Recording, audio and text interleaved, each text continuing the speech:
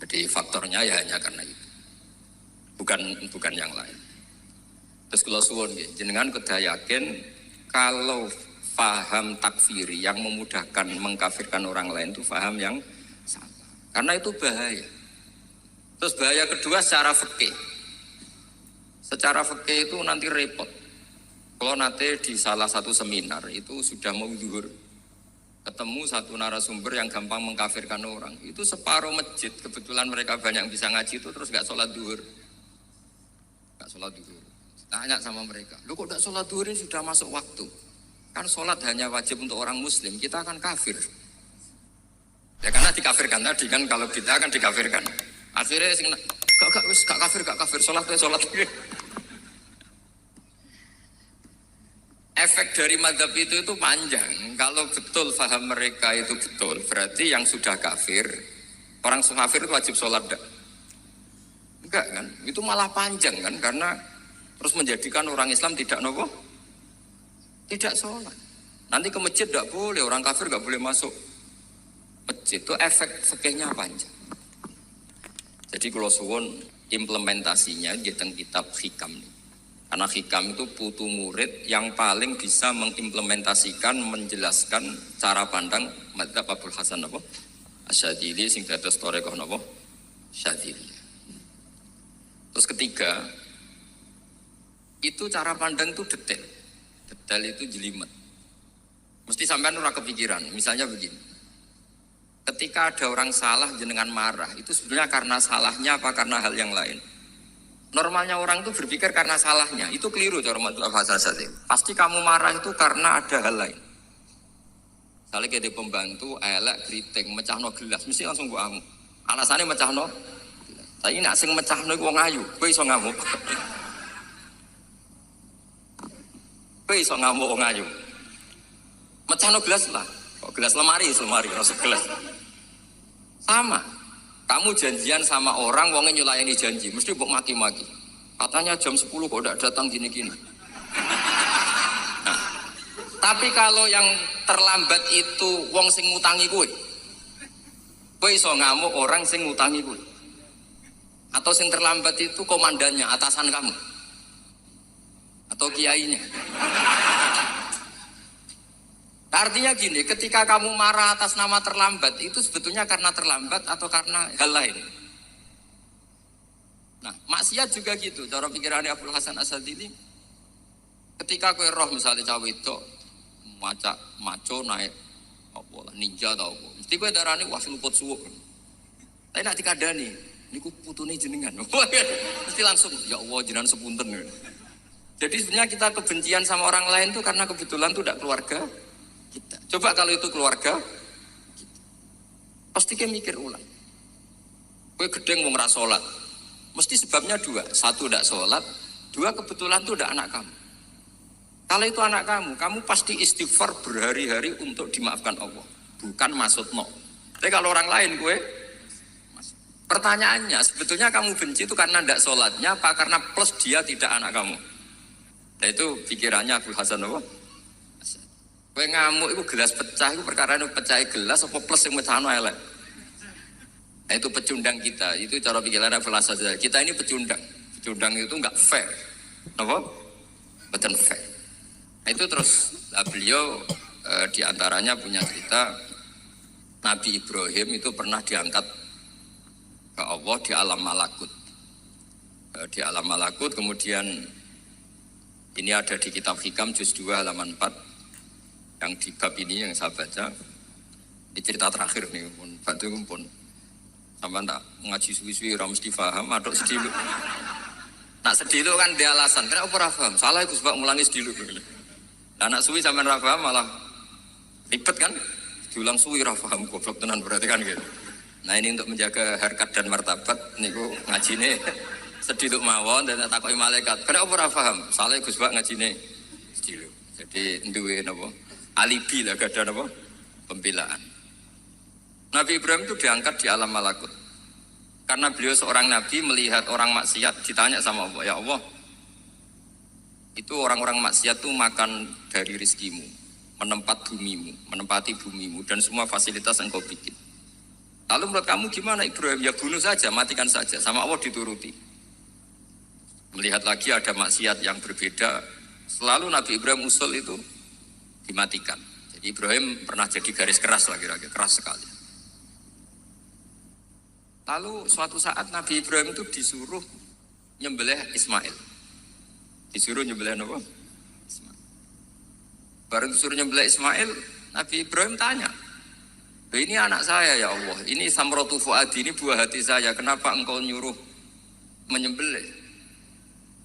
Cara ngetikannya pangeran, apa kamu tidak ingat ketika tak angkat di alam malakut beberapa hambaku kamu usul supaya tak bunuh. Cara Jawa ini, cara Jepang ini, raro rasanya jadi aku itu pangeran sing gawe aku enak, aku usul-usul kon mata ini. Saya ini gentenan, saya ini anak sembelih. Rumang sama udah di pangeran gak sayang mbak kaulah. Kita dadekno nabi ku kon dakwah ora kon mateni. Nabi Ibrahim nangis. Nah inilah perbandingan bagi kita. Sebenarnya saat kita benci maksiat, itu sebetulnya di hati kita itu tidak hanya maksiat. Kita ada dak fairnya. Plus itu dak orang yang terkait dengan kita. Jadi misalnya mau wangkel, misalnya penyanyi sing piye mau wangkel. Suatu saat penyanyi ku WA aku, masa aku ya gelem dadi bojomu, ilang mangkelmu kan. Jadi pecundang, kita ini sebenarnya pecundang. Nah, syukur-syukur memang makom kamu sudah tinggi. Memang benar-benar benci karena maksiat. Paribasane wayu gelembok rapi tetap mangkel. Tapi saya tidak yakin. Soleh-soleh seperti ini imannya sampai seperti itu tidak yakin. Dan saya kalau yakin begitu berarti keyakinan salah itu salah dan bodoh itu. Karena itu nggak terbukti. Makanya ini kita baru kalian kitab hikam karena ini acara ngaji hikam Kula Waos. Sedikit mawon kula waos ini jawabannya Nabi Ibrahim ketika disuruh nyembelih Ismail teng halaman 4 juz 2. Allahumma hadza waladi wa samratu fuadi wa ahabbun nasi ilayya. Fasami aqa ilan yaqul ama tazkurul lailah allati sa'alta fiha ihlaka abdi. Awama ta'lamu anni rahimun bi ibadi kama anta syaqiqun bi waladik. Jadi Ibrahim anak kamu sembelih. Kata Ibrahim, ini enggak mungkin Gusti, ini buah hati saya, kenapa engkau minta ini tak sembelih? Apa kamu tidak ingat pernah mengusulkan saya menghabisi sekian hamba saya? Kalau kamu bisa sayang anak kamu, saya juga sayang hamba-hambaku, enak we. Mikir. Jadi makanya kalau suwon kita ini hidup harus insaf. Nak kira dia duit, iku yo mangkel tenan, loro tenan. Terus bojomu mbok kon sabar pas kowe ra ngekeki duit, iku yo ora fair. Wis ben-ben ngamuk. Satu kelihatan cerdas. Memang kondisi nggak punya uang itu harus ditanggapi dengan marah. Maksud diapresiasi. Pinter mas gue saya sudah wong zuhud. Wah ya ribet kan. Was jos mas sampean. Saya kira di duit sampean sudah wong zuhud, wong waro. Tapi ada mati bareng saya kira. Jadi sebetulnya Allah bikin emosi itu. Andai kan boleh dibahasakan, wis dipikir. Walau la dafwahin nasa fa'duhum bibadil lafasadatil. Jadi bumi ini sebaiknya itu diisi dengan sekian perbedaan. Tapi tidak konflik, perbedaan dengan konflik itu beda. Saya ulang lagi, bumi ini sebaiknya diisi dari sekian apa? Perbedaan, karena justru itu bagus. Saya itu berkali-kali bilang, andai kan tidak ada pikiran kedua, ini dunia ini sudah rusak. Harus ada pikiran kedua. Misalnya ono wong kok terlalu apik mbek kanca, mesti bojone sambat, wong gak men ngopi mbek kancane, ra tau ngapi mbek bojone. Tapi kalau ngopi mbek bojone terus, mesti kancane sing sambat. Wah, jok rabi lali kanca. Ribet. Manusa itu ribet. Kados kula dugi mriki ini hormat Gus Maksum. Nggih mungkin untuk ganjaran. Tapi untuk dosa sithik-sithik ninggal pondok. Jadi ya sudah. Ya mau tidak mau karena memang hidup itu tidak banyak pilihan. Ada orang sering ibadah di masjid, sholat, itu ya bagus. Tapi dia pasti tidak baik dalam sistem sosial.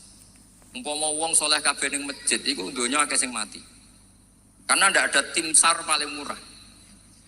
Loh iya kan, wong kecelakaan, itu penolong pertama itu orang yang di masjid apa sing tukang ning dalan-dalan.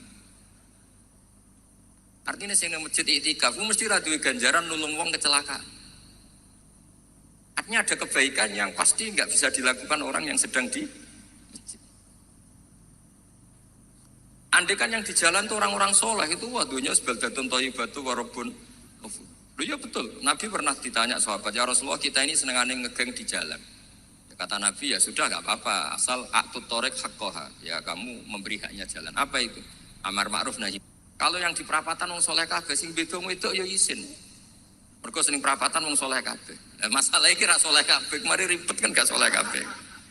Jadi sebetulnya Indonesia itu aman, kalau yang di jalan tuh soleh semua, karena perempuan lewat gak diganggu, ada copet gak berani, semuanya aman. Maka di Islam itu menyebut kebaikan itu jumlahnya banyak sekali. Tidak bisa kamu wah hebat-hebatnya wong sing nang masjid terus, tidak bisa seperti itu. Andai kan semua orang di masjid, nah ono kecelakaan pertama yang nolong siapa? Nah ono wong golek alamat tuh takok sapa kabeh ning jero masjid. Ribet kan?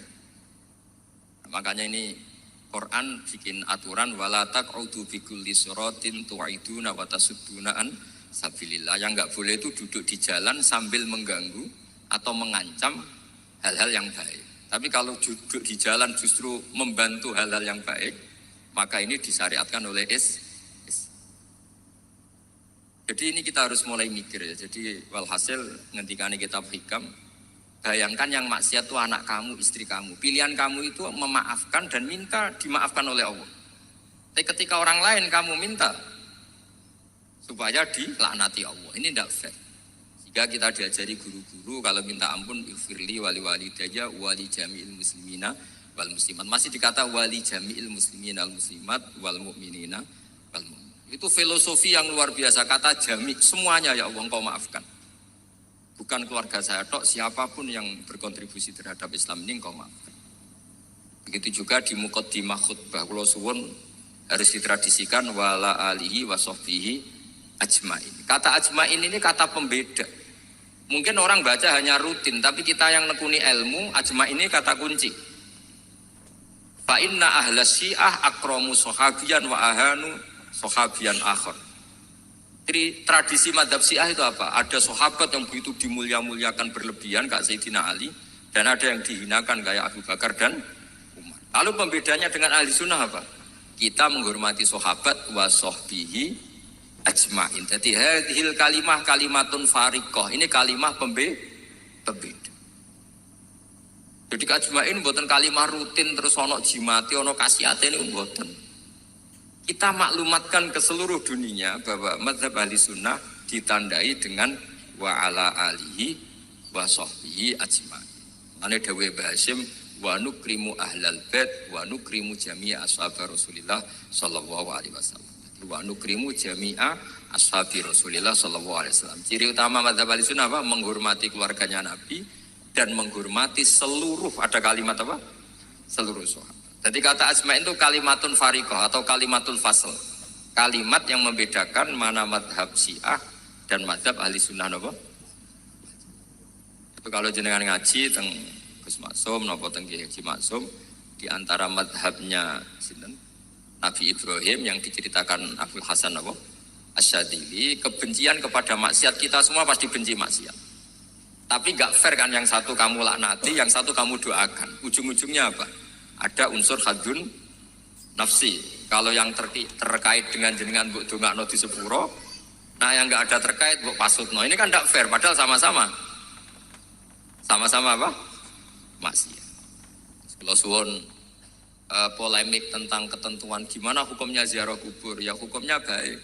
Karena mendoakan atau memintakan ampun untuk yang mati. Bukan meminta sama yang Dawi Sayyid Muhammad kena ora percaya rumakno. Wong didelok kok ado, ora didelok kok ado pancen yo ngeri kan. Patoke diusap-usap. Bariku ndonga, delok kok ado kan iku njaluk kuburan. Padahal mayite ngeluh. Ngeluhe perkara mau, kadang nek sing kiyaine rapati iso ngaji sampean ingkana. Wali kok darani napa? Ya Allah, jika mayit ini, andekan mayit ini baik, maka dan andekan tidak. Lu cara kowe dadi mayite. Bocah ora jelas sih. Mayit, nah makanya ini cobalah kalau sholat jenazah tidak apa-apa doa itu karena sanatnya seperti itu. Jadi kalau doa guru ya diatur-atur yang baik lah, langsung mawon ya ghafiratunu wal khotiat gini-gini. Saya mohon beliau amal baiknya jangan terima, amal buruknya jangan ampun. Ini karena guru juga manusia tidak nabi. Boten terus apa? Pakai apa? Pakai apa? Ingkana. Oh, apa? Kita beruk. Nah, mulanya itu setelah peristiwa ini, Nabi Ibrahim menghentikan faman tabi'ani fa innahu minni wa man asoni fa innaka ghafurur rahim. Ya Allah, orang yang ikut saya ya pasti bagian dari saya. Artinya harus berhak mendapat syafaat. Tapi orang yang sedang tidak taat sama saya, kula suwun beri hak untuk tobat. Jadi ghafur itu artinya ya kasih waktu lah Gusti untuk tobat. Sehingga umat ini enggak berhenti berharap supaya yang sedang maksiat pun kita selalu berharap suatu saat pasti tobat. Kita berharap la'allahum yarji'un, la'allahum yantahun. Quran sendiri menghadapi orang-orang maksiat masih selalu diberi harapan la'allahum yarji'un, la'allahum ya tentu dengan sekian mauidhah, sekian hikmah, sekian amar ma'ruf nahi munkar. Yang jelas kita sebagai ahlul ilmi tidak punya sanad model keras. Karena semuanya ini proses. Sama nggak bisa niru Nabi itu kan dulu perang Gus. Loh Nabi perang dulu itu enak. Enaknya itu Nabi mesti bener, musuhnya mesti salah. Itu Abu Jahal CS. Saya kira perang gue ora mesti bener. Musuh ora mesti salah. Terus kabeh tegas piye oleh tegas padha ora jelas. Riyen tegas kan gampang, Nabi mesti bener. Musuhnya mesti salah. Kan penak. Anak sampean, sampean masih macake santri ini. Cara tukaran mbek tanggamu ora mesti tak bela. Yo mergo ora mesti bener. Wong bapak anak cerita kula, ana imam masjid sepuh, istiqomah geger mbek pengurus takmir. Kadang bener sing canom-nom. Kaya imam masjid sing sepuh iku ndekne paling sepuh kudu dadi imam terus jare bapak. Iku istiqomah apa mau digenteni wong liya. Itu banyak alumni sarang, alumni Pelosok Lirboyo nganggur gara-gara sing tua itu mau digenteni. Nah, tapi misalnya kok sing nom ambisi ya salah, wong ono sing sepuh kok sing nom ambisi hidup itu udah banyak pilihan. Artinya gini loh, di wilayah istihad, di wilayah mikir itu potensi salah itu ada. Ya wow, kena abot keluargamu mesti sering ninggal bojo. Nah abot bojo mesti mengabaikan ibu kamu, saudara kamu. Nah ngono sing imbang Gus. Rai-rai pas-pasan wangel imbang. Ndak segampang itu ngelola keseimbangan itu ndak gampang. Karena hidup itu wakana bena dzalika qawama itu ngukurnya ndak gampang. Kalau sampean sholat soft awal terus, itu ya ada ulama yang kritik meskipun sholat awal paling apik. Kowe iku sapa kok ngarep terus koyok paling bener. Jebule kok ngarep jebule salah. Lah yo kan kuwata. Orang maksa sholat awal terus ning Mekah jebule salah. Jadi ono juga wali yang kalau sholat itu nggak guri, ditakoki, kenapa kowe sering nggak guri? Aku iku isin. Madhep pangeran kok hebat wae kok ngarep. Banyak juga cara pandang ini karena wilayah istihad. Napa wilayah napa? Wilayah istihad itu kayak iya kayak enggak. Makanya dalam masa misalnya gini contoh paling gampang. Kalau ada boto gaweane wong Rembang ya wong Blora. Itu kan sering kena teletong dan teletong itu jadi materinya. Ono sapi ngising ning kono dibaro terus diolah jadi boto. Terus kemudian boto ini jadi masjid. Itu najis apa enggak? Najis kan karena disuci enggak bisa materinya najis. Itu hanya boleh di mazhab Abu Hanifah. Mazhab Abu Hanifah itu mengatakan alatut tadhir itu 3, air, turab, debu dan anar, api. Alasannya mazhab Abu Hanifah orang mukmin yang dosanya banyak itu disucikan dengan api neraka. Berarti api itu min alatit tadhir. Sebab itu botol yang sudah dibakar itu otomatis suci. Tapi saya berkali-kali fatwa, tidak boleh dikiaskan kalau kamu tidak ada air terus nyolder air, tidak boleh. Nanti ada orang mandi junub pakai api. Mau ora karu-karuan. Ya sudah, contoh itu hanya nggo botol mawon, aja mbok praktekno nak wudu ora ono banyu berarti oleh kanggo solder ya ndak. Tapi itu kan ilmu. Ilmu itu ya seperti itu. Akhirnya beberapa materi yang dari najis asal sudah ngalami pembakaran itu cara mazhab Abu Hanifah dianggap suci kayak botol, kayak keramik atau pisau. Dulu beberapa materinya peso ya kadang ada materi yang najis. Tapi ini sudah mengalami pembakaran, maka dihukumi suci. Mungkin kalau contohnya aja go wudu lah. Semuanya pesan gua aja digo wudu, aja digo mandi junub. Misalnya iwak itu kalau besar, cara Syekh Nawawi Banten itu tae cek dianggap najis karena bentuknya besar. Inti kalau madzhab Abu Hanifah pun digoreng pun kena api, pun dibakar pun kena api. Jadi berarti pun apa? Suci. Nah itu jenenge madzhab. Jadi madzhab itu orang itu berpikir kemudian kayak iya kayak enggak. Makanya terus ada apa makanya dalam ranah ijtihad itu orang enggak boleh saling menyalahkan. Ya sudah itu sama-sama mungkin. Makanya kalau dalam ilmu usul fikih disebutkan ra'yuna shawabun yahtamilul khata' wa ra'yuka khata'un yahtamilus shawab. Pendapat saya itu benar tapi yang mungkin salah, pendapat Anda salah tapi juga mungkin benar. Ini yang menjadikan ahli sunnah wal jamaah itu fleksibel. Fleksibel itu rileks. Karena di luar masalah usuluddin, masalah tauhid, itu ya mesti begitu. Sampean sering silaturahim ning kanca-kanca ning dulur-dulur. Apik. Tapi takokno bojomu, wong amen rohim jam 09.00 wae wong kerja. Maksudnya piye? Ini kan makanya terus ada orang cara mencintai Nabi itu enggak pernah sowan. Ditanya, "Loh kamu itu mencintai Nabi kok enggak pernah sowan?" Ya karena kalau saya sowan ganggu Nabi dong. Nabi kan punya anak, punya keluarga. Kalau nemuin saya kan artinya enggak ngurusi anak istrinya. Dan itu menurut saya benar. Saya termasuk kiai yang jenis itu. Makanya kalau kamu sering sowan saya itu udah tak biji bagus, itu udah bagus ya. Itu pasti ganggu. Tapi misalnya seneng kok rasuan ya lucu, wong seneng kok ora tau sowan. Sampeyan milih ndi coba? Ini kan lucu kan? Lho sowan tuh mesti ganggu apa enggak? Ya. Tapi seneng kok ora tau sowan ya lucu kan? Ya itu ijtihad. Maksudnya ijtihad itu ya ada sahabat yang seneng Nabi itu enggak pernah sowan. Ya hanya datang ke masjidnya ikut jamaah, tapi enggak pernah sowan. Ada lagi sahabat yang kalau disuruh coba wajahnya Nabi itu kayak apa, saya nggak pernah melihat. Padahal bertahun-tahun jadi sahabat. Karena ijlalan lahu, saya sangat menghormati beliau sehingga saya merasa nggak berani melihat wajah. Tapi banyak juga sahabat yang detail mensifati beliau, sampai hajibnya tahu, syaribnya tahu, semuanya tahu. Saking mencintainya, aku nak roh Nabi seneng delok. Sama-sama seneng, tapi cara mengimplementasikan itu wilayah-wilayah napa? Jadi kalau suwun terbiasalah dengan beda pendapat, dengan biasa mawon. Dan itu kita dilatih. Makanya wonten makalah masyhur ikhtilaful a'immah napa? Rahmah. Atau sebagian disebut ikhtilafu ummati rahmah. Umatku yang berbeda-beda. Beda itu bukan konflik loh ya. Beda pandang, beda sudut materi atau metode atau maslak. Itu semuanya asal ikhlas dan berbasis ilmu. Niku kabeh napa